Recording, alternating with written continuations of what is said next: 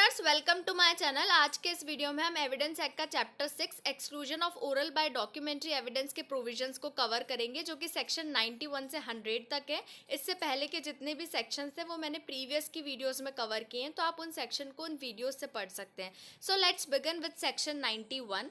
Evidence of terms of contracts, grant and other disposition of property reduced to form of document. When the terms of a contract, grant or any other disposition of property have been reduced to the form of a document, and in all cases in which any matter is required by law to be reduced to the form of a document, no evidence shall be given in proof of the terms of such contract, grant or other disposition of property or of such matter except the document itself or secondary evidence of its contents in case in which secondary evidence is admissible under the provisions herein before content. तो section 91 क्या कह रहा है? जब भी किसी contract, grant और other disposition of property के टर्म्स को प्रूफ करने की बात आती है, ठीक है ना। जब इनके टर्म्स को प्रूफ करने की बात आती है तो हमें कैसा एविडेंस देना है, ठीक है। तो हमें कैसा एविडेंस देना है? अगर ये कॉन्ट्रैक्ट, ग्रांट और डिस्पोजिशन ऑफ प्रॉपर्टी जो है डॉक्यूमेंट की फॉर्म में, अगर ये एग्रीमेंट जो है डॉक्यूमेंट में लिखा गया है तो हमें उस डॉक्यूमेंट को प्रेजेंट करना पड़ेगा, ठीक है, डॉक्यूमेंट इटसेल्फ। या फिर अगर लॉ के अंदर it is required to be reduce in the form of a document, तो भी हमें उसे डॉक्यूमेंट के फॉर्म में प्रोड्यूस करना पड़ेगा। सेकंड, अगर पार्टी ये प्रूव कर देती है कि वो सेकेंडरी एविडेंस देने के लिए एंटाइटल्ड है, ठीक है ना, तो उस केस में उसका सेकेंडरी एविडेंस दिया जा सकता है और उसको भी क्या माना जाएगा?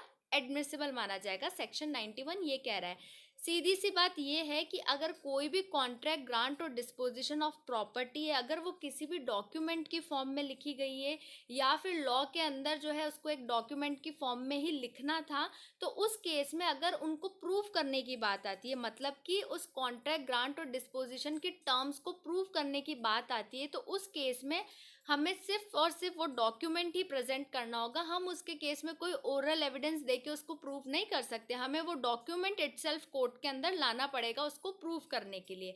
या फिर अगर पार्टी जो है वो प्रूफ कर देती है कि वो जो है सेकेंडरी एविडेंस देने के लिए एंटाइटल्ड है, तो उस केस में हम उसका सेकेंडरी एविडेंस भी दे सकते हैं। ओके, आई होप ये आपको क्लियर हुआ होगा। इसके आगे के प्रोविजन पढ़ते हैं। Now exception 1, when a public officer is required by law to be appointed in writing and when it is shown that any particular person has acted as such officer, the writing by which he is appointed need not be proved. तो exception 1 क्या कह रहा है? जब भी कोई public officer जो है ना उसका अपॉइंटमेंट हुआ है, और अपॉइंटमेंट कैसे होता है? ऑफिशियल ऑर्डर के थ्रू ही अपॉइंटमेंट होता है, ठीक है, इन राइटिंग में होता है। अपर अथॉरिटी जो है उसका अपॉइंटमेंट करती है विद सिग्नेचर एंड ऑल, ठीक है। And when it is shown that, और जब ये प्रूव कर दिया जाता है कि वो जो पर्टिकुलर पर्सन जिसका अपॉइंटमेंट हुआ है उसने एज ए ऑफिसर ये वर्क किया है, ठीक है, एज ए ऑफिसर वो अपनी ड्यूटी पे है और उसने ये सारे काम किए हैं, है ना, he acted as an officer, ठीक है। तो उस केस में जो है वो राइटिंग दिखाने की जरूरत नहीं है, जिस राइटिंग से, जिस अपॉइंटमेंट लेटर से उसका अपॉइंटमेंट हुआ था, ठीक है, उसे वहाँ पे उसका एविडेंस देने की जरूरत नहीं है, उसे ये प्रूव करने की जरूरत नहीं है कि हाँ मेरा अपॉइंटमेंट लेटर ये है और इसी अपॉइंटमेंट लेटर के थ्रू जो है मैं इस पर्टिकुलर पोस्ट पे अपॉइंटेड हूँ। Clear? Exception 2, wills admitted to probate in India may be proved by the probate.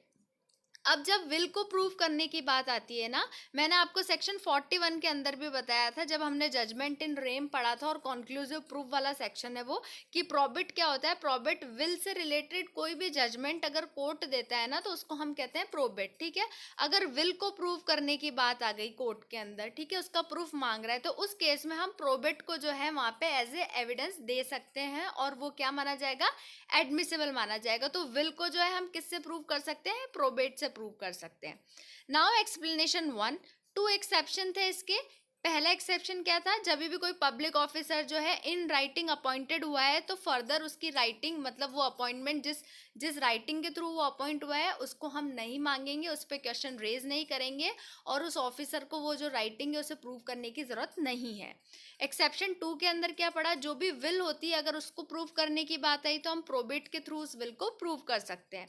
Now explanation 1, this section applies equally to cases in which the contracts, grant or disposition of property referred to are contained in one document and to cases in which they are contained in more documents than one.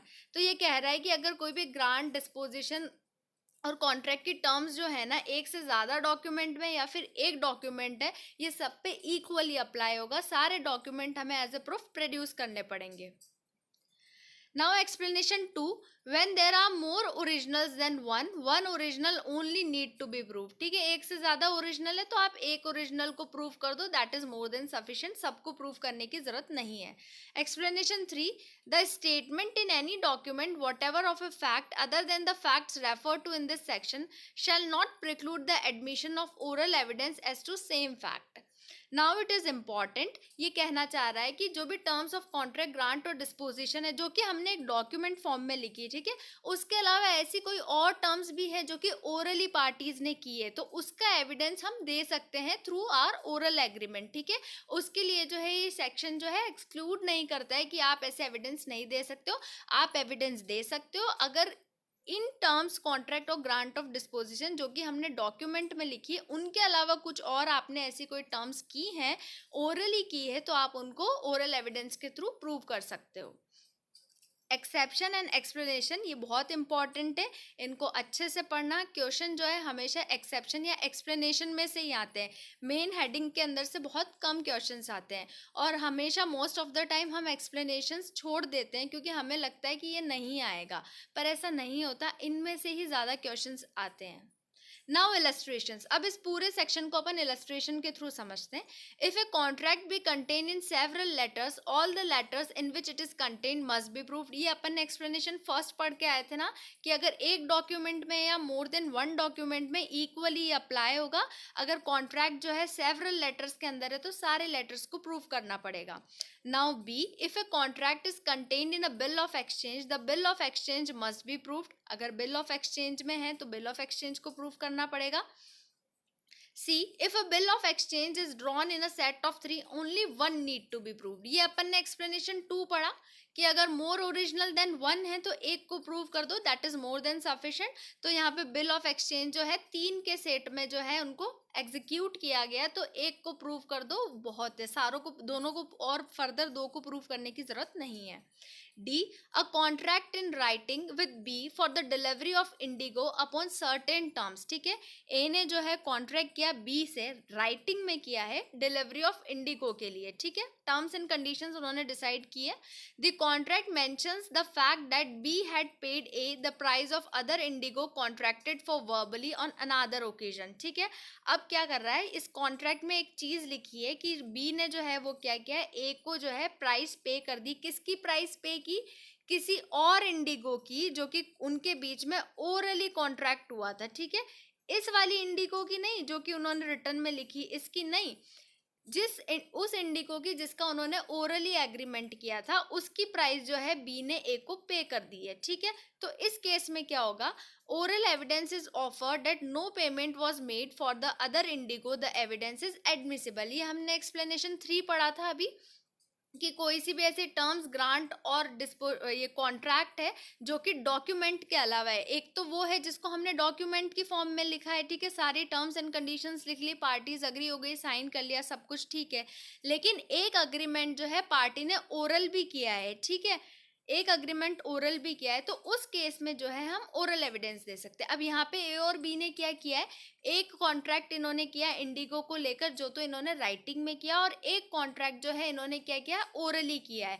अब जो oral agreement किया ना इन्होंने, उसका जो payment है B ने ए को दे दिया। ठीक है, तो इस केस में क्या होगा कि ओरल एविडेंस दिया जा सकता है। अब यहाँ पे ए मना कर रहा है कि कोई पेमेंट नहीं दिया, तो इस केस में जो है दोनों पार्टीज अपने एविडेंस दे सकती है प्रूव करने के लिए, और ऐसा एविडेंस जो है वो क्या माना जाएगा, एडमिसिबल माना जाएगा। Now clear. Now E, A gives B a receipt for money paid by B. Oral evidence is offered of the payment. The evidence is admissible. तो A ने जो है B को क्या दी, एक रिसिट दी, जो कि बी ने जो है ए को सर्टेन अमाउंट दिया था, उसके बदले ए ने रिसिट काट के दे दी कि हाँ ये पैसा दे दिया है, तो इसका ओरल एविडेंस दिया जा सकता है of the payment, the evidence is admissible. क्योंकि यहाँ पे ऐसे उन्होंने कोई कॉन्ट्रैक्ट किया ही नहीं, कोई राइटिंग में उन्होंने टर्म्स एंड कंडीशंस लिखी नहीं है, तो इसका ओरल एविडेंस दिया जा सकता है, और ये भी एज ए एडमिसिबल माना जाता है एविडेंस में। तो आई बिलीव कि ये सेक्शन आपको क्लियर हुआ होगा, कोई कन्फ्यूजन नहीं है। अगर फिर भी कन्फ्यूजन है तो आप मुझसे पूछ सकते हो कॉमेंट करके या फिर पर्सनली भी। Now section 92, Exclusion of evidence of oral agreement. When the terms of any such contract, grant, or other disposition of property or any matter required by law to be reduced to the form of a document have been proved according to the last section, no evidence of any oral agreement or statement shall be admitted as between the parties to any such instrument or their representative in interest for the purpose of contradicting, varying, adding, or subtracting from its term. तो section 92 जो है ना वो 91 का extension है। 92 क्या कह रहा है कि कोई भी कॉन्ट्रैक्ट, ग्रांट और डिस्पोजिशन ऑफ प्रॉपर्टी जो है ना, अगर उसको हम 91 के अंदर जो मैनर दिया गया है उससे प्रूव कर देते हैं और वो प्रूव्ड हो जाती है, ठीक है।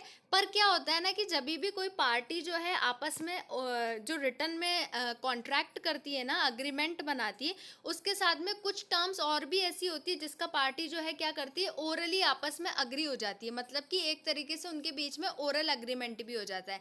जैसे अभी एक्सप्लेनेशन थर्ड में अपन इंडिगो वाला इलस्ट्रेशन पढ़ के आए थे, वहाँ पे ए और बी जो है उन्होंने एक इंडिगो जो है उसका तो क्या किया, रिटर्न कॉन्ट्रैक्ट किया, और जो अनादर इंडिगो जो थी उसका उन्होंने क्या किया, ओरली कॉन्ट्रैक्ट किया था, राइट। यही अभी अपन पढ़ के आए थे ना इलस्ट्रेशन में, एक्सप्लेनेशन 3 वाले में। तो यहाँ पे वही बात हो रही है, ठीक है। पार्टी जो है उस रिटर्न डॉक्यूमेंट के साथ साथ कुछ ओरल अग्रीमेंट भी कर देती है, ठीक है। तो 92 यही कह रहा है कि अगर पार्टी जो है कुछ भी ऐसा ओरल अग्रीमेंट करती है, स्टेटमेंट करती है, तो उस ओरल अग्रीमेंट और स्टेटमेंट को एडमिटेड नहीं मानेंगे, ठीक है। वो एडमिसिबल नहीं होगा एज ए एविडेंस। किस केस में एडमिसिबल नहीं होगा? उन कॉन्ट्रैक्ट, ग्रांट और डिस्पोजिशन ऑफ प्रॉपर्टी जो कि ऑलरेडी प्रूव्ड हो चुकी है डॉक्यूमेंट से या फिर सेकेंडरी एविडेंस से। अब पार्टी जो है उनका ओरल अग्रीमेंट जो कुछ हुआ है उसके बेसिस पे आके कोई एविडेंस नहीं दे सकती। किस लिए नहीं दे सकती? या तो पार्टी क्या कर रही है, वो जो डॉक्यूमेंट उसको क्या कर रही है, कॉन्ट्राडिक्ट करने के लिए दे रही है, उसको वेरी करने के लिए दे रही है, या कुछ ऐड करने के लिए दे रही है, या सब्ट्रैक्ट करने के लिए दे रही है। ये 4 चीज़ों के लिए अगर पार्टी जो है आके ओरल एविडेंस दे रही है तो इस ओरल एविडेंस को इनएडमिसिबल माना जाएगा और ऐसा कोई भी एविडेंस नहीं लिया जाएगा। सेक्शन 92 कहता है exclusion of evidence of oral agreement. जहाँ कहीं भी पार्टी के बीच में ओरली कुछ अग्रीमेंट हो चुका है तो पार्टी वहाँ आके उस अग्रीमेंट का जो है एविडेंस नहीं दे सकती for the purpose of contradicting, varying, adding और सब्ट्रैक्टिंग फ्रॉम इट्स टर्म। वो टर्म्स जो कि ऑलरेडी प्रूव्ड हो चुकी है सेक्शन 91 के अंदर। आई होप ये आपको क्लियर हुआ होगा। नाउ प्रोविजो पढ़ते हैं। तो 92 में अभी तक हमने ये पढ़ा कि ओरल एविडेंसेस नहीं दिए जाएंगे किसी भी कॉन्ट्रैक्ट, ग्रांट और डिस्पोजिशन ऑफ प्रॉपर्टी जो कि 91 के अंदर जो है ऑलरेडी प्रूव्ड हो चुकी है, ठीक है। लेकिन अब इसके प्रोविजो पढ़ते हैं कि कब कब जो है ओरल एविडेंसेस दे सकते हैं अगर पार्टी ने जो है कोई सेपरेट ओरल एग्रीमेंट किया है तो। Now first, any fact may be proved which would invalidate any document or which would entitle any person to any decree or order relating thereto such as fraud, intimidation, illegality, want of due execution, want of capacity in any contracting party, want of failure of consideration or mistake in fact or law। तो पहला proviso कह रहा है कि अगर कोई ऐसा fact है जो कि क्या कर रहा है, उस डॉक्यूमेंट को इनवैलिडेट कर रहा है, ठीक है। कौन सा डॉक्यूमेंट? जो कि ऑलरेडी हम प्रूव करके आ चुके हैं 91 के अंदर, ठीक है, जो कि रिटर्न में था वो डॉक्यूमेंट।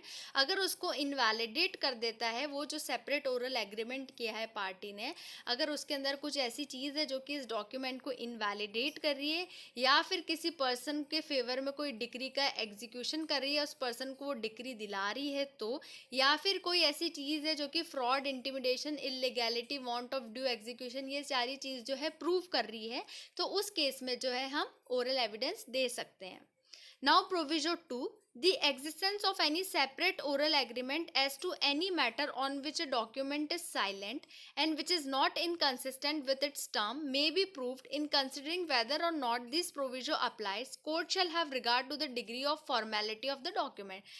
ठीक है, ऐसा कोई ओरल एग्रीमेंट जो है ना, जो पार्टी ने सेपरेट ओरल एग्रीमेंट किया है रिटन एग्रीमेंट के अलावा, अगर उस एग्रीमेंट के अंदर ऐसी कोई बात लगी है जिसके ऊपर वो डॉक्यूमेंट, वो रिटन डॉक्यूमेंट जो है वो साइलेंट है, तो उस केस में जो है हम ओरल एविडेंस दे सकते हैं।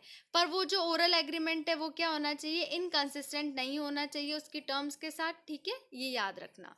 Now proviso 3, the existence of any the existence of any separate oral agreement constituting a condition precedent to the attaching of any obligation under any such contract, grant or disposition of property may be proved। ठीक है, तो वो agreement जो है उसके साथ कोई condition president attached है, मतलब कि आप पहले इस कंडीशन को फुलफिल करो फिर मैं इस कॉन्ट्रैक्ट को परफॉर्म करूंगा। ठीक है, ये चीज़ें अपन ट्रांसफर ऑफ प्रॉपर्टी में पढ़ेंगे और कॉन्ट्रैक्ट एक्ट में पढ़ेंगे कि कंडीशन प्रेसिडेंट मतलब कि पहले कुछ कंडीशन लगा दी गई है, आप उस कंडीशन को फुलफिल कीजिए, देन आफ्टरवर्ड्स आपका कॉन्ट्रैक्ट जो है उसको मैं फुलफिल करूंगा। तो ये एक तरीके से एक ऑब्लिगेशन है। ठीक है, अगर उस कॉन्ट्रैक्ट के अंदर या डिस्पोजिशन ग्रांट के अंदर कुछ ऐसी कंडीशन प्रेसिडेंट है जिसको कि ओरल एग्रीमेंट के थ्रू प्रूव किया जा सकता है, तो उस केस में हम ओरल एविडेंस दे सकते हैं। Now provision 4, the existence of any distinct subsequent oral agreement to rescind or modify any such contract, grant or disposition of property। पहली चीज क्या कह रहा है, ऐसा oral agreement जो कि क्या कर रहा है, उस contract, grant और disposition of property को rescind और modify करता है, मे बी प्रूव। तो उस केस में जो है हम क्या कर सकते हैं, ओरल एविडेंस के थ्रू प्रूव कर सकते हैं। Except in cases in which such contract, grant और disposition of property is by law required to be in writing has been registered. और इसका एक्सेप्शन बताया कि अगर जहाँ पे उसको राइटिंग में लिखना कंपलसरी मैंडेटरी है उस केस में नहीं कर सकते। अदरवाइज जो है अगर वो ऐसे फैक्ट से रिलेटेड है जो कि उस कॉन्ट्रैक्ट को रिसेंड या मॉडिफाई कर रहा है तो उस केस में हम ओरल एविडेंस दे सकते हैं। Now provision 5, any uses or custom by which incidents not expressly mentioned in any contract are usually annexed to contracts of that description may be proved, provided that the annexing of such incident would not repugnant to or inconsistent with express terms of contract। ठीक है, तो uses और custom का क्या होता है, हम annex कर देते हैं हमारे कॉन्ट्रैक्ट के एंड में। ठीक है, लेकिन अगर ऐसा एनेक्सेशन नहीं है और उस केस में उस एग्रीमेंट, ओरल एग्रीमेंट में कुछ ऐसी बात की है जो कि उसको प्रूव कर देता है, तो उस केस में हम ओरल एविडेंस दे सकते हैं। Now the provision 6, any fact may be proved which shows in what manner the language of a document is related to existing fact। अगर language of document के related में कोई ऐसा fact है जो कि prove कर देता है कि हाँ ये language of document जो है इस तरीके से apply होनी चाहिए, तो उस केस में भी जो है हम oral evidence दे सकते हैं। ये जो language of document है ना, ये अभी हम आगे पढ़ेंगे, सेक्शन 93 से हम पढ़ेंगे 98 तक है शायद से ये, जहाँ पे हम लेटेंट एंड पेटेंट एम्बिग्यूटी वाले जो प्रोविजंस हैं वहाँ पे हम पढ़ेंगे कि अगर लैंग्वेज ऑफ डॉक्यूमेंट नहीं समझ आ रही है तो उस केस में जो है हम ओरल एविडेंस दे सकते हैं। नाउ इसके इलस्ट्रेशंस पढ़ते हैं, इलस्ट्रेशन के थ्रू समझते हैं इसको। First, A agrees absolutely in writing to pay B ₹1000 on the 1st March 1873। तो A ने जो है राइटिंग में अग्री किया है कि वो B को जो है 1000 रुपये देगा 1st of March को। The fact that at the same time an oral agreement was made that the money should not be paid till the 31st March cannot be proved। और उसी वक्त उन्होंने एक ओरल एग्रीमेंट भी किया कि money जो है वो 31 मार्च तक नहीं दिया जाएगा। ठीक है, तो इस एक वक्त तो वो रिटर्न में कर रहे हैं और एक बार में वो क्या और दूसरे वक्त में वो क्या कर रहे हैं, ओरल कर रहे हैं। तो यहाँ पर रिटर्न डॉक्यूमेंट को ही माना जाएगा और इसी को प्रूव किया जाएगा। ये जो ओरल एग्रीमेंट किया है इसकी कोई भी वैल्यू नहीं है और इसको प्रूव नहीं किया जा सकता। Now second illustration, A hires lodgings of B and gives B a card on which is written rooms ₹200 a month। तो A जो है वो क्या करता है, B की लॉजिंग्स को किराए पे लेता है। ठीक है, हायर कर रहा है बी की लॉजिंग्स को और साथ ही में बी को जो है एक कार्ड दे रहा है जिस पे लिखा हुआ है कि रूम्स ₹200 अ मंथ। ठीक है, ए जो है वो क्या कर सकता है, may prove a verbal agreement that these terms were to include partial board. ठीक है, तो अब ए यहाँ पे क्या कर सकता है, वर्बल एग्रीमेंट के थ्रू, इस मतलब क्या वो सिर्फ कार्ड पे तो इतना ही लिखा था कि ये जो रूम है 200 रुपये महीने का। ठीक है, इसके अलावा उनके बीच में ओरली भी चीज़ें हुई होगी तो उसको जो है ए जो है वर्बल एग्रीमेंट के थ्रू प्रूव कर सकता है, क्योंकि वो रिटर्न में तो कुछ किया ही नहीं ना उन लोगों ने, तो उसको रिटर्न में प्रूव करने की जरूरत है ही नहीं, तो यहाँ पे वो वर्बल एग्रीमेंट से प्रूव कर सकता है। नाउ सेकंड, इसका सेकंड पार्ट देखते हैं। A hires lodgings of B for a year and a regularly stamped agreement drawn up by an attorney is made between them. It is silent on the subject of board. A may not prove that board was included in the term verbally। पहले वाले में तो कोई return agreement नहीं था। ठीक है, normally वो उसका बी का जो है लॉजिंग्स जो है किराए पे लेता है और उसके बदले में बी को एक कार देता है कि 200 रुपये महीने का इसका किराया करके है, और कुछ भी उनके बीच में रिटर्न रिटर्न वाली चीज़ कुछ होती ही नहीं है। लेकिन सेकंड टाइम में क्या हो रहा है, जब ए जो है बी की लॉजिंग्स को हायर कर रहा है ना, तो यहाँ पे वो रेगुलरली एक तो स्टाम्प्ड है वो अग्रीमेंट, और साथ ही में जो है वो अटॉर्नी के थ्रू उसके साइन वगैरह सब कुछ है, मतलब प्रॉपरली एक लीगली फॉर्म में है वो अग्रीमेंट, ठीक है। अब वो जो एग्रीमेंट है ना, उस पर बोर्ड से रिलेटेड जो सब्जेक्ट है ना, उस पर वो अग्रीमेंट जो है साइलेंट है, मतलब बोर्ड से रिलेटेड उस अग्रीमेंट में कोई भी बात नहीं है। तो यहाँ पे ए जो है ना, वर्बली इस बोर्ड वाली चीज़ को प्रूव नहीं कर सकता कि हाँ बोर्ड इंक्लूड है या नहीं है, इसको प्रूव नहीं कर सकता। क्यों? क्योंकि ये पूरा जो डॉक्यूमेंट है ना, ये रिटन फॉर्म में लिखा है। अगर उसको प्रूव करना हो तो इसके बारे में कहीं रिटन लिखा हो तो ही वो प्रूव कर सकता है, ओरल देके कुछ भी प्रूव नहीं कर सकता बोर्ड के केस में, क्योंकि ये एग्रीमेंट जो है प्रॉपरली रिटन में लिखा है, प्रॉपरली स्टाम्प्ड है और अटॉर्नी से ड्रॉन हुआ है, इसलिए। आई होप ये आपको क्लियर हुआ होगा। Now section 93, exclusion of evidence to explain or amend ambiguous document. When the language used in a document is on its face ambiguous or defective, evidence may not be given of fact which would show its meaning or supply its defect. तो section 93 क्या कह रहा है कि ऐसा कोई भी document जिसकी लैंग्वेज जो है देखने से पता चल रहा है कि एम्बिगुअस है और डिफेक्टिव है, तो उस केस में ऐसा कोई सा भी एविडेंस नहीं दिया जाएगा उसकी लैंग्वेज के रिगार्ड में, जो कि उसकी लैंग्वेज को एक्सप्लेन कर रही हो या फिर कुछ ऐसा मीनिंग जो है उस लैंग्वेज को दे रही हो, ठीक है। इसको इलस्ट्रेशन के थ्रू समझते हैं। Illustration A agrees in writing to sell a horse to B for rupees 1000 or rupees 1500. Evidence cannot be given to show which price was to be given. तो ए जो है क्या करता है, रिटर्न में बी के साथ अग्रीमेंट करता है कि मैं अपना घोड़ा जो है बी को बेचूंगा, या तो मैं 1000 में बेचूंगा या मैं 1500 रुपये में बेचूंगा। अब यहाँ पे क्या हुआ, यहाँ पे कोई सर्टेनिटी नहीं है, उसकी रेट जो है फिक्स ही नहीं है भैया, वो कितने रुपए में बेचना चाह रहा है, उसे खुद को ही नहीं पता वो कितने रुपए में बेचना चाह रहा है। तो यहाँ पे इस डॉक्यूमेंट को जब देखेगा कोई, तो उसको पता चल रहा है कि ये जो घोड़ा बेच रहा है इसकी को तो कोई सर्टेन रेट ही नहीं है। तो इस केस में जो है ऐसा कोई सा भी एविडेंस नहीं दिया जाएगा जो कि ये रेट डिसाइड करे, ठीक है। Now B, a deed contains blank. Evidence cannot be given of fact which would show how they were meant to be filled. एक डीड जो है एकदम ब्लैंक है, ठीक है। अब वो ऑलरेडी दिख रही है, उसको देखने में पता चल रहा है कि इसके अंदर कुछ भी नहीं लिखा हुआ है, तो उस केस में आप आके एविडेंस नहीं दे सकते हो कि इस डीड को ऐसे भरेंगे, इसके अंदर ये चीज़ें लिखेंगे, ठीक है। वो ब्लैंक है, ब्लैंक है, अब उसको एक्सप्लेन करने की कोई ज़रूरत नहीं है यहाँ पे। तो 93 ये कह रहा है। अब आगे देखते हैं क्या बोलता है ये। पेटेंट एम्बिग्विटी, जो 93 और 94 है ना, वो पेटेंट एम्बिग्विटी की बात करते हैं। आपने नाम सुना होगा पेटेंट और लेटेंट एम्बिग्विटी, तो अपन ये पढ़ते हैं कि पेटेंट एम्बिग्विटी क्या होती है। Section 93 and 94 deals with patent ambiguity. तो पेटेंट एम्बिग्विटी क्या होती है, when the language of the document is so uncertain and effective that no meaning can be granted to the document, then it is called as patent ambiguity, means which appears on the face of it, ठीक है। तो ये patent ambiguity का मतलब क्या होता है, जो डॉक्यूमेंट की लैंग्वेज है वो बहुत ही अनसर्टेन है और इतनी इफेक्टिव है कि उसके रिगार्डिंग अब कोई एविडेंस दिया ही नहीं जा सकता, ठीक है। तो उसको हम पेटेंट एम्बिग्यूटी कहते हैं, मतलब कि डॉक्यूमेंट को देखते ही पता चल रहा है कि इस डॉक्यूमेंट की लैंग्वेज जो है बिल्कुल डिफेक्टिव है। अब इसका क्या एविडेंस दें और कैसे इसको एविडेंस से प्रूव करें लैंग्वेज को। जैसा कि अभी हमने इलस्ट्रेशन ए पढ़ा था ना, कि ए जो है बी के साथ एग्रीमेंट करता है कि हाँ मैं अपना घोड़ा बेचूंगा 1000 या 1500 रुपये में। अब ए खुद ही सर्टेन नहीं है भैया उसको घोड़ा बेचना कितने में, तो अब उसका क्या ही एविडेंस देगा वो, ठीक है। On the face of it, मतलब कि जिसको देखते ही पता चल रही है कि इसके अंदर डिफेक्ट है, उसको हम कहते हैं पेटेंट एम्बिग्विटी। आई होप ये आपको क्लियर हुआ होगा। Now section 94, exclusion of evidence against application of document to existing fact. When language used in a document is plain in itself and when it applies accurately to existing fact, evidence may not be given to show that it was not meant to apply to such facts. 93 के अंदर हमने पढ़ा कि language जो है वो क्या है, डिफेक्टिव और एम्बिगुअस है। अब 94 के अंदर क्या कह रहा है, जो डॉक्यूमेंट के अंदर लैंग्वेज यूज की गई है ना, वो एकदम प्लेन है, मतलब एकदम क्रिस्टल क्लियर है, वो एकदम अपना मीनिंग जो है वो दे रही है एग्जैक्टली उस डॉक्यूमेंट की जो भी लैंग्वेज है उसको।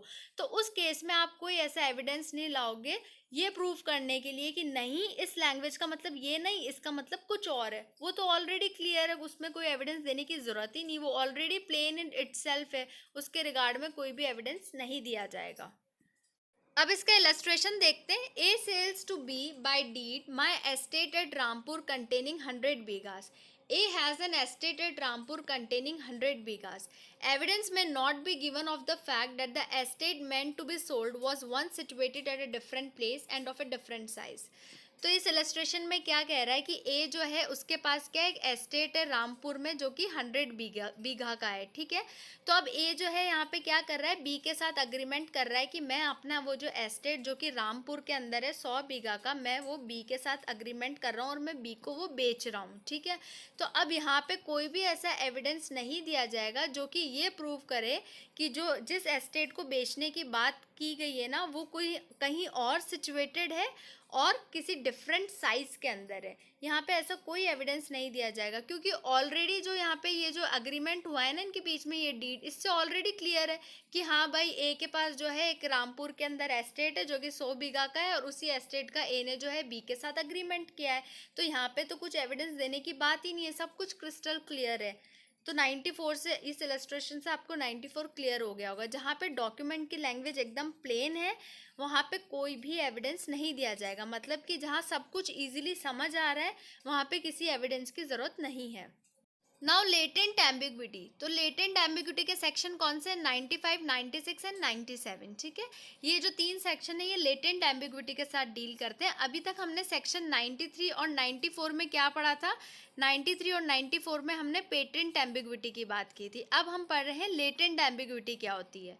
When the language of a document is certain and meaningful but the document makes no relevance in the present circumstance then it is latent ambiguity. तो क्या है कि डॉक्यूमेंट की जो लैंग्वेज है ना वो एकदम सर्टेन है और मीनिंगफुल है, ठीक है, लेकिन जब हम उसको अप्लाई कर रहे हैं, जब उस लैंग्वेज को किसी सर्कमस्टांसेस या फैक्ट्स के ऊपर अप्लाई कर रहे होते हैं तब उस लैंग्वेज का मीनिंग कुछ और ही निकल के आ रहा होता है, तो उसको हम कहते हैं लेटेंट एम्बिग्विटी। तो पेटेंट एम्बिग्विटी में क्या होता है, हमको प्राइमा फेसी उस डॉक्यूमेंट को देखते ही पता चल जाता है कि हाँ इसकी जो लैंग्वेज है वो क्या है, डिफेक्टिव है या एम्बिगुअस है। लेकिन लेटेंट एम्बिग्विटी के केस में हमें ऊपर से तो वो डॉक्यूमेंट एकदम करेक्ट लगता है, ऐसा लगता है कि हाँ एकदम सही लैंग्वेज में है और ये एकदम इसकी जो लैंग्वेज है ये प्रॉपरली इस पे अप्लाई हो रही है। लेकिन जब हम डीपली उसके अंदर जाते हैं, उसको इंस्पेक्ट करते हैं, तब हमें लेटेंट एम्बिग्विटी के बारे में पता चलता है। Now, it is not evident from prima facie inspection of document, but it becomes apparent when the language of a document is applied to existing circumstances. वही बात जब हम अप्लाई करते हैं उसके बाद हमें पता चलता है। तो लेटेंट जो होती है वो क्या होती है, ये जो एम्बिग्विटी ये हिडन होती है, ये छिपी हुई होती है, इसको हमें ढूंढना होता है ना। और पेटेंट जो है वो क्या होता है, छुपी हुई नहीं होती, वो एकदम सामने दिख रही होती है, उसको ढूंढने की ज़रूरत नहीं है। तो यही सबसे बेसिक डिफरेंस है दोनों के बीच में कि जो पेटेंट एम्बिग्विटी होती है वो on the face of it reveal होती है, हमें देखते ही पता चल जाती है। लेकिन लेटेंट एम्बिग्विटी के केस में जो है ये हिडन इनसाइड होती है और इसको हमको ढूंढना पड़ता है। नाउ सेक्शन 95, अब जब हम इसके सेक्शंस पढ़ेंगे तो हमें क्लियर हो जाएगा कि लेटेंट एम्बिग्विटी क्या होती है। सेक्शन 95, एक चीज़ और मुझे आपको कहनी है, अभी हमने जो सेक्शन 92 के अंदर प्रोविजो 6 पढ़ा था ना कि ऐसा कोई ओरल एविडेंसेस दे सकते हैं जो कि लैंग्वेज ऑफ डॉक्यूमेंट बताने के लिए हो कि मतलब ये लैंग्वेज कैसे अप्लाई हो रही है, तो उस ओरल एविडेंस को हम एडमिसिबल मानते हैं। तो वो सारी चीज़ें यही इनसे ही रिलेटेड है, वो proviso 6। Now section 95, evidence as to document unmeaning reference to existing facts. When the language used in a document is plain in itself but is unmeaning in reference to existing facts, evidence may be given to show that it was used in a peculiar sense. ठीक है, तो क्या कह रहा है 95 की document की जो लैंग्वेज है वो एकदम प्लेन है और लेकिन क्या हो रहा है, बट वो अनमीनिंग कर रही है, मतलब कि वो कोई मीनिंग प्रोड्यूस नहीं कर रही एग्जिस्टिंग फैक्ट्स के केस में। तो उस केस में जो है हम एविडेंस दे सकते हैं कि ये लैंग्वेज जो है किस तरीके से इस पर अप्लाई होगी, ठीक है। इलस्ट्रेशन के थ्रू इसको समझते हैं। A sells to B by deed my house in Calcutta. A had no house in Calcutta, but it appears that he had a house at Howrah, of which B had been in possession since the execution of the deed. These facts may be proved to show that the deed related to the house at Howrah. ठीक है, तो A जो है वो क्या करता है, B को अपना घर बेचता है और वो घर जो है वो कहाँ होता है, वो एक्चुअल में तो होता है हावड़ा के अंदर, लेकिन वो लिख देता है कि मेरा वो घर जो कि कैलकटा के अंदर है मैं B को बेच रहा हूँ, ठीक है। और वो जब उसको बेचता है तब से उसका जब उस डीड का जब से एग्जीक्यूशन होता है तब से बी जो है उस हाउस की पोजेशन में होता है, ठीक है। लेकिन अब अब उसको प्रूव करने की बात आती है, ठीक है। अब इस पे क्वेश्चन रेज हो गया कि भैया कौन सा वाला हाउस है, हावड़ा वाला है, कैलकट्टा वाला हाउस है। बात तो यहाँ कैलकट्टा वाले हाउस की हो रही है, आप यहाँ पे हावड़ा वाले हाउस में रह रहे हो, तो यहाँ पे तो है क्या कर सकते हैं, यहाँ पे एविडेंस दिया जा सकता है और ये प्रूव किया जा सकता है कि ए का कैलकट्टा से मतलब हावड़ा वाला हाउस ही है। ए का कोई भी हाउस कैलकट्टा के अंदर नहीं है, उसका एक ही हाउस है जो कि हावड़ा के अंदर है, और उसके कहने का मतलब यही है कि वो अपने हावड़ा वाले हाउस को जो है मुझे बेचा है उसने, ठीक है। तो यहाँ पे ऐसा एविडेंस दिया जा सकता है। Now section 96, evidence as to application of language which can apply to one only of several persons. When the facts are such that the language used might have been meant to apply to anyone and could not have been meant to apply to more than one of several persons or things, evidence may be given of facts which shows which of those persons or things it was intended to apply to, ठीक है। तो क्या है, कोई document है, उसके अंदर क्या है, सेवरल पर्सन्स और थिंग्स है, ठीक है ना। वो डॉक्यूमेंट कंसिस्ट करता है जिसके अंदर एक से ज़्यादा पर्सन है या कुछ एक से ज़्यादा चीज़ से रिलेटेड वो डॉक्यूमेंट है, ठीक है। और उसकी लैंग्वेज जो है या तो एक ही पे अप्लाई हो रही है या फिर उन सेवरल पर्सन्स और सेवरल थिंग में से सिर्फ किन्हीं थिंग और किन्हीं पर्सन पे वो अप्लाई हो रही है। तो इस केस में जो है एविडेंस दिया जा सकता है ये शो करने के लिए कि वो किन पर्सन्स पे और किन थिंग्स के ऊपर अप्लाई हो रही है। नाउ इसको इलस्ट्रेशन के थ्रू समझते हैं। A agrees to sell to B for ₹1000 my white horse. A has 2 white horses. Evidence may be give of facts which shows which of them was meant to. तो ए जो है क्या करता है, बी को अपने क्या करता है, अग्रीमेंट करता है कि मैं अपना वाइट वाला घोड़ा जो है मैं बी को बेचूंगा, ठीक है। अब ए के पास क्या होता है ना, 2 वाइट कलर के घोड़े होते हैं। अब यहाँ पे कंफ्यूजन हो गया कौन से वाले घोड़ा है जो ए जो है बी को बेचना चाह रहा है। तो यहाँ पे एविडेंस दिया जा सकता है और ए ऐसे बोल सकता है मैं अपने इस वाइट वाले घोड़े को जो है बी को बेचना चाह रहा हूँ, ठीक है। तो इस केस में जो है एविडेंस दिया जा सकता है और ये एविडेंस जो है एडमिसिबल होगा। इसका इलस्ट्रेशन बी देखते हैं। A agrees to a company B to Hyderabad. Evidence may be given of fact showing whether Hyderabad in the Deccan or Hyderabad in Sindh was meant. ये वाला इलस्ट्रेशन इज वेरी इंपॉर्टेंट, ये पूछा जाता है, प्रीलिम्स के अंदर भी पूछा जाता है और ये मेंस के अंदर भी पूछा जाता है, ठीक है। तो यहाँ पे क्या हो रहा है, ए जो है अग्री करता है कि वो बी को अकम्पनी करेगा, मतलब बी को कंपनी देगा हैदराबाद तक के लिए, ठीक है। अब यहाँ पे कंफ्यूजन हो गया, हैदराबाद 2 है, एक हैदराबाद है डेक्कन के अंदर, एक हैदराबाद है सिंध के अंदर। अब कौन से हैदराबाद तक ए जो है बी को कंपनी दे रहा है, तो इसका एविडेंस दिया जा सकता है कि हाँ मैं हैदराबाद इन डेक्कन वाले का दे रहा हूँ या फिर हैदराबाद इन सिंध वाले तक कंपनी दे रहा हूँ। तो इसका एविडेंस दिया जा सकता है और वो बता सकता है मैं कौन से वाले हैदराबाद तक जो है बी को कंपनी दे रहा हूँ। Okay, now section 97, evidence as to application of language to one of 2 sets of facts to neither of which the whole correctly applies, ठीक है। ऐसी लैंग्वेज है उसकी कि वो दो से ज़्यादा फैक्ट्स है जिसमें दोनों में से किसी पे भी वो ढंग से अप्लाई नहीं हो रही है language. when the language used applies partly to one set of existing facts and partly to another set of existing fact but the whole of it does not apply correctly to either, evidence may be given to show to which of the two it was meant to apply, ठीक है। तो language कैसी है कि वो partly एक fact पे apply हो रही है और पार्टली दूसरे फैक्ट पे अप्लाई हो रही है, ठीक है। और अगर हम उसको कंबाइन कर रहे हैं ना तो वो करेक्टली बता ही नहीं रही है कि वो लैंग्वेज कौन से फैक्ट्स पे अप्लाई हो रही है। तो इस केस में जो है हम एविडेंस दे सकते हैं ये शो करने के लिए कि हाँ ये लैंग्वेज जो है इस सेट ऑफ फैक्ट्स पे अप्लाई हो रही है। Now illustration. A sculptor agrees to sell to be all my modes. A has both models and modeling tools. Evidence may be given to show which he meant to sell. तो A जो है B के साथ agree कर लेता है कि हाँ मेरे जितने भी मोड्स है वो मैं तुम्हें बेच दूंगा, ठीक है। अब यहाँ पे क्या हो गया, A के पास मॉडल्स भी है, मॉडलिंग टूल्स भी है। अब ये जो मोड है ना इसका मीनिंग पता ही नहीं चल रहा है, ये टेक्निकल टर्म है कि मोड का मतलब होता है क्या है। मोड का मतलब मॉडल होता है या फिर मॉडलिंग टूल्स होता है। तो यहाँ पे एविडेंस दिया जा सकता है कि मोड का मतलब एक्चुअल में है क्या। तो ऐसा एविडेंस भी जो है वो क्या है, एडमिसिबल है, जो कि किसी लैंग्वेज के मीनिंग को सप्लाई करे। Now section 99, who may give evidence of agreement varying terms of document. ये इंपॉर्टेंट सेक्शन है, इसमें से क्वेश्चन आता है, ठीक है। कौन एविडेंस दे सकता है जबकि एग्रीमेंट जो है उसकी लैंग्वेजेस जो क्या है वो वेरी कर रही है, मतलब कि उसकी टर्म्स जो है वो वेरी करती हो, तब कौन एविडेंस देगा। Person who are not parties to a document or their representative in interest may give evidence of any facts tending to show a contemporaneous agreement varying the terms of document. तो कौन देगा? वो person जो कि party to a document नहीं है या फिर उसके रिप्रेजेंटेटिव देंगे.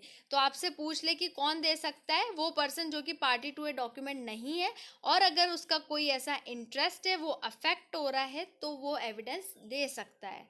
नाउ इसको इलस्ट्रेशन के थ्रू समझते हैं. A and B make a contract in writing that B shall sell A certain cotton to be paid for on delivery. ठीक है, तो A और B के बीच में कॉन्ट्रैक्ट होता है कि B जो है वो क्या करेगा, A को जो है कॉटन जो है बेचेगा और उसका अमाउंट जो है B को कब मिलेगा, डिलीवरी पे ही मिलेगा. जब B जो है A को डिलीवरी कर देगा तो डिलीवरी के टाइम A उसको पेमेंट कर देगा. At the same time they make an oral agreement that 3 months credit shall be given to A. और उसी टाइम वो एक ओरल एग्रीमेंट करते हैं कि भैया 3 महीने तक तो है ए जो है क्या है उधार पे मेरे से कॉटन ले सकता है, उसे पेमेंट डिलीवरी पे पेमेंट करने की ज़रूरत नहीं है. This could not be shown as between A and B but it might be shown by C. It is affected his interest. अब मान लो उनके बीच में कोई भी केस हो गया, कुछ भी हो गया, ए और बी ने इस ओरल एग्रीमेंट का जिक्र तक नहीं किया, ठीक है, लेकिन सी आता है. ठीक है, सी आता है और वो बोलता है कि इन्होंने ऐसा ओरल एग्रीमेंट किया है जिसमें बोला है कि ए जो है स्टार्टिंग के 3 महीने या 3 महीने तक जो है बिना किसी पेमेंट के उधार पे जो है मेरी कॉटन ले सकता है और मैं इसको कॉटन बेच सकता हूँ. अब यहाँ पे सी क्यों आया?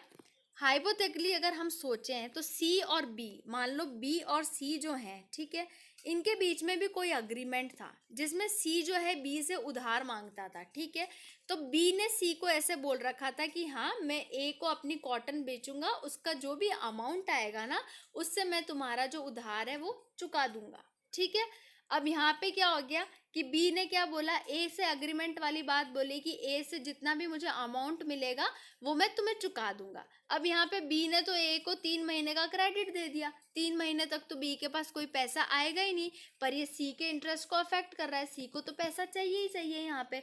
तो इस केस में जो है सी यहाँ पे कह सकता है कि भैया इन्होंने ऐसा एग्रीमेंट किया है जिससे कि मेरा राइट जो है अफेक्ट हो रहा है, मेरा इंटरेस्ट अफेक्ट हो रहा है. ठीक है, तो ऐसा एविडेंस दिया जा सकता है. Section 100 Saving of provisions of Indian Succession Act relating to wills. Nothing in this chapter contained shall be taken to affect any of the provisions of Indian Succession Act 1865, 10 of 1865 as to constructions of will. इस chapter की कोई भी बात जो है Indian succession act में constructions of will say related जितने भी प्रोविजंस है उसको अफेक्ट नहीं करेगी. That's all. अगर आपको इस वीडियो में कुछ भी नहीं समझ में आया, कोई से भी सेक्शन में कोई भी प्रोविज़न किसी में भी आपको कन्फ्यूजन है, तो आप मुझे कमेंट करके पूछ सकते हैं, आप मुझे पर्सनली मेल भी कर सकते हैं. एंड येस, अगर आपको ये वीडियो इन्फॉर्मेटिव लगा हो, हेल्पफुल लगा हो, तो please do like, share and subscribe to my channel. Thank you so much.